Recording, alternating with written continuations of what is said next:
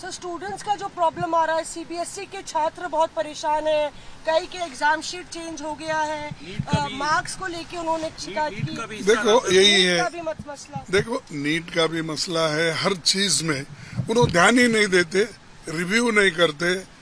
जनता के लिए कौन सा अच्छा है, विद्यार्थियों के लिए कौन सा ठीक है।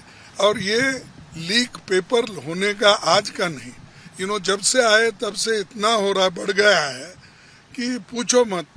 और इसके ऊपर ध्यान क्यों नहीं देते वो उनको क्या है, देश चलाना है क्या? फिर प्रवासी होके पूरे देशों को घूम घूम के जितने भी दुनिया में देश हैं वो पूरे देखना है एज ए टूरिस्ट। मैं ये कहना चाहता हूँ।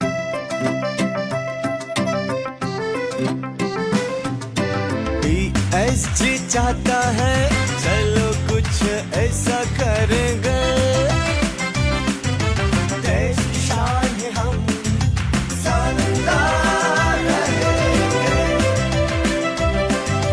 शानदार रहेंगे। टीएसजी गुरुकुल गोठपाटणा भुवनेश्वर।